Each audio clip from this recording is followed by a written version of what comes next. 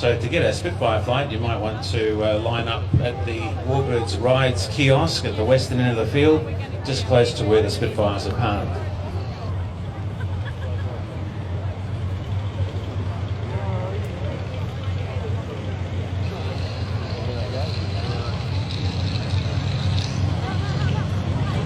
So here we have the first Vic of 3 Fokker triplanes pouring into the sky.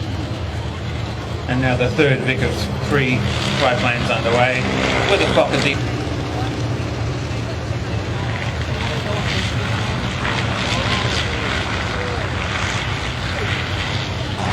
Graham, what are the special challenges to the pilot of the DR1? Because Pete said a Venetian blinds convention, as we have a world record this weekend of 8 Fokker triplanes. First time this many triplanes have been seen in the air together since 1918.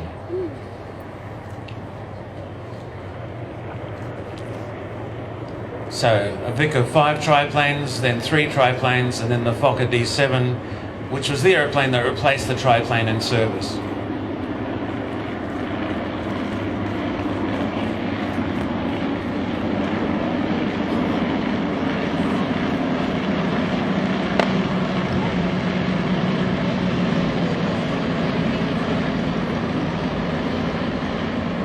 Whenever I see this, I can't help but thinking what the little Tommies were thinking, sitting in their trenches, hearing noises coming from afar, having never seen airplanes before, and then having that lot coming over the trenches from the other side of the lines. It must have been so intimidating, but perhaps a little bit miraculous as well.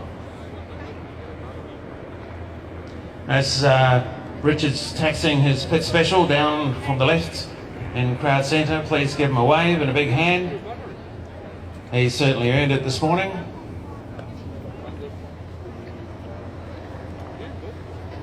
in the early days, Graham, they did have some initial production difficulties, didn't they, with the integrity of wings and what have you. They had some bad problems with wings breaking up and what have you, so they had to do some refinement in that area. With the Fokker triplane, that's absolutely correct, Pete.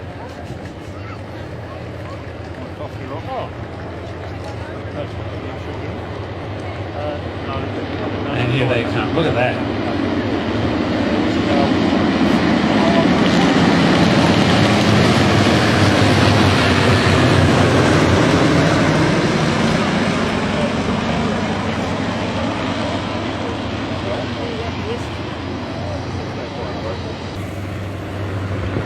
I think it was about September 1917 that the problems started to materialise. They'd only been in service for about 4 weeks, and the triplanes were pulled out of service and didn't go back into service until around late October, early November. And they had a pretty short career.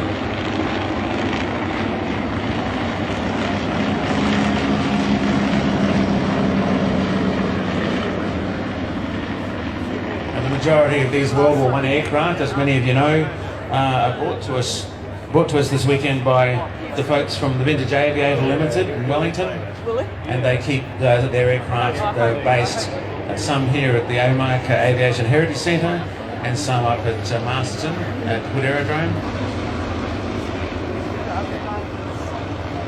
Interesting to note that post-war 3 triplanes did survive but were subsequently destroyed, and as late as 1932 Fokker put together another one. 1932 is quite a long time after they first... The interest in World War I aviation today, that we're seeing quite a number being built.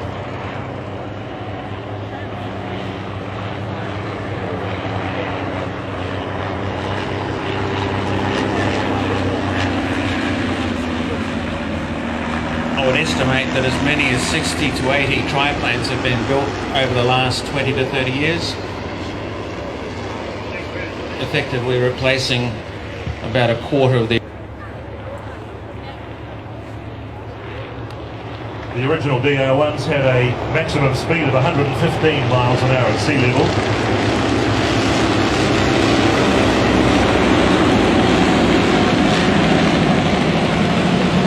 And a range of 185 miles.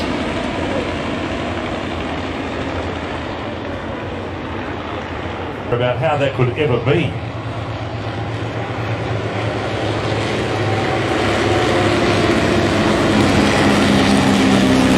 Well, it's a great tribute to the early engineers that they could produce airplanes that would actually, within the first 20 years of the history of aviation, get as far north as 20,000 feet. But the biggest issue that they tended to encounter was temperature, because if you think about it, every 1,000 feet you ascend, you lose 2 degrees. See them this weekend, or if you haven't, please make sure you do before you leave Marlborough.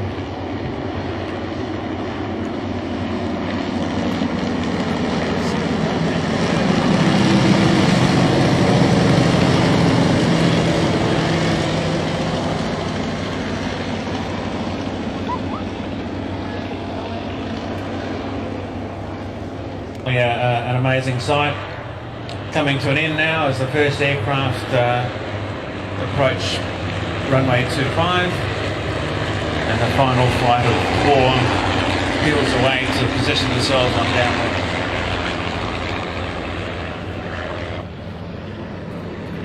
Astra 11, the Richthofen squadron, and they were noted by having red struts, red noses and red wheels.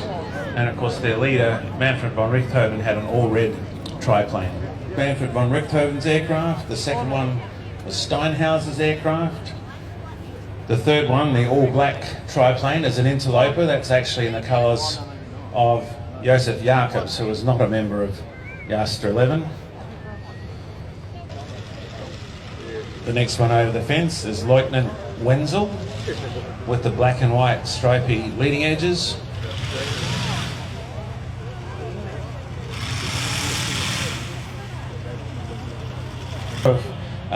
Thrust over the rudder and the elevators to turn the airplane. It's actually turned by having forward elevated to lift the weight off the tail in order to lift the tail sufficiently to unstick the skid fuselage. Eberhard Mörnecker flew the blue-tailed aircraft with the Astra 11, and you'll see that has a kind of a rendition of a swastika on the side of it. This is a very accurate colour scheme, of course, correctly portraying the aircraft flown by Mörnecker in early 1918. And of course the swastika predates the evil connotations of the Nazi Party from the 1930s. And that symbol of the bent cross actually goes back to Sanskrit times, and traditionally meant a sign of good luck or well-being. He was the brother of Manfred, also a very, very successful fighter pilot. And the last triplane with the Von Doe.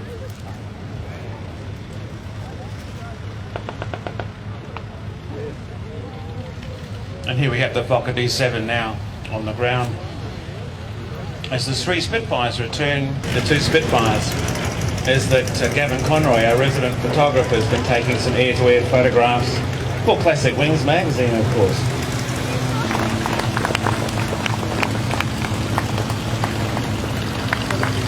Be mindful too, they're still working really hard because they can't see where they're going. You'll see their heads disappear from time to time as they try to look underneath the middle wing. So they've got to juggle the airplane with the waving, with looking under the middle wing to see where they're going.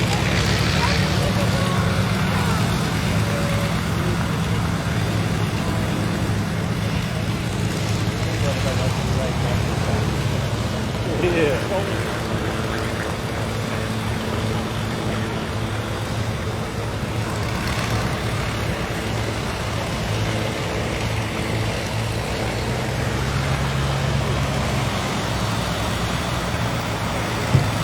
I'm looking at the Mörnecker aircraft with the blue tail, and I'm wondering about the exceedingly long scarf on that one. Is that one of those size matters kind of equations, I wonder?